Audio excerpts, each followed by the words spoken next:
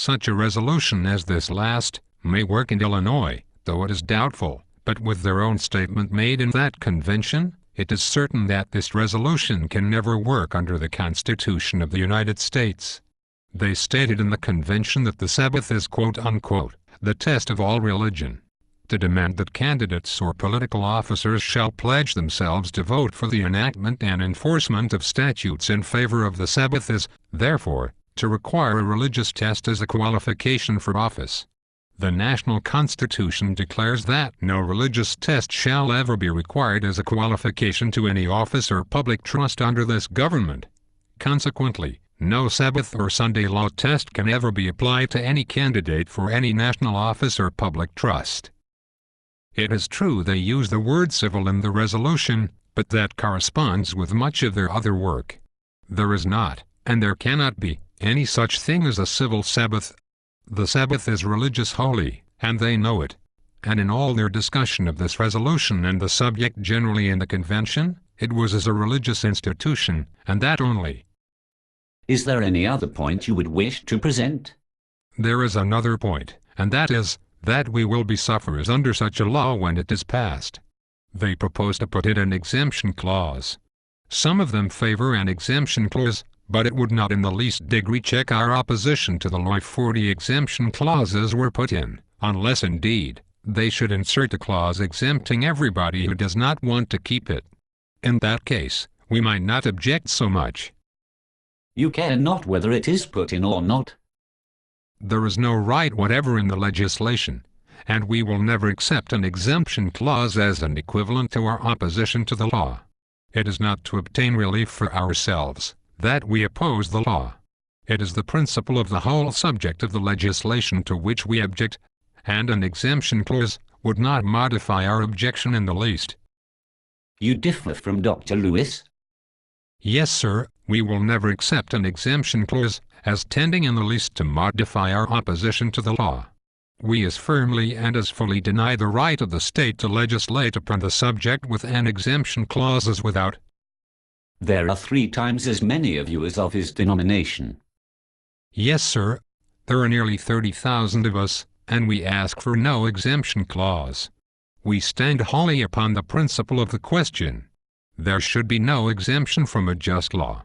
If the law is right, it is wrong to exempt. In 1887 Mrs. Bateman herself wrote and printed a letter to Seventh-day believers, proposing in substance that, if we would help them to secure a Sunday law, they would exempt us from its penalties. We replied then as we reply now and always. We will not help you to put upon others what we would not have put upon ourselves. You object to it? We object to the whole principle of the proposed legislation. We go to the root of the matter, and deny the right of Congress to enact it. You say that the proposed exemption does not make it any better. Not a bit, because if the rightfulness of the legislation be admitted, then we admit that it is the right of a majority to say that such and such a day shall be the Sabbath or the Lord's Day, and that it shall be kept. The majorities change in civil government. The majority may change within a few years, may change in fact, at any election, and then the people may say that the day which we believe should be kept must be observed, or they may say that this day shall not be kept. If we admit the propriety of the legislation, we must also admit the propriety of the legislation to the effect that a certain day shall not be kept, and it makes every man's observance of Sunday, or otherwise, simply the football of majorities. That has been the course of religious legislation from the formation of the papacy onward, and that is the end of religious legislation of all kinds everywhere. Do you not think there is a distinction between a majority in a monarchical government and a majority in a republican government? In a monarchical government, the majority is simply one man who has power. But in a republic, when you throw this subject into civil affairs, it makes a great deal of difference. Why, sir, we would object to the passage of a law enforcing the observance of the day which we keep, and to accept an exemption clause would only be to contradict ourselves. Allow me to illustrate this. There was a time when we did not keep the seventh day as the Sabbath. While we did not keep it, we had the right not to keep it. We became convinced that we ought to keep it. And we are now doing so. We have the right to keep it. More than this, we have the right again not to keep it, if we choose not to keep it. But if, while keeping it, we should consent to the state's assumption of power to compel us to do that which we have the right to omit if we please, we would therein resign our freedom of religious faith and worship. If these people would only think on this question, they would see that they themselves cannot afford to consent to this legislation, much less demand it. No man can ever safely consent to legislation in favor of the form of faith or worship which he himself professes. In so doing he resigns his right to profess some other form of faith if he should become convinced that other form is nearer the truth than his own. He virtually resigns his right to think any further on the subject of religious observances, and must thenceforth accept them ready-made from the legislative power. That is, as the majority may dictate. The Sunday observers may thus give away their religious liberty, if they choose. But as for us, we do not propose to do it. We are going to assert and maintain our rights. And when these give theirs away, we are going to assert their right to reassert their rights. Another thing, an exemption clause is only a toleration clause in disguise. For us to accept it would be but to confess that all religious rights are summed up in the majority, and that we are willing to accept from them whatever religious liberty they think we ought to have. But no such confession, sir, will we ever make. To no such thing will we ever consent or submit.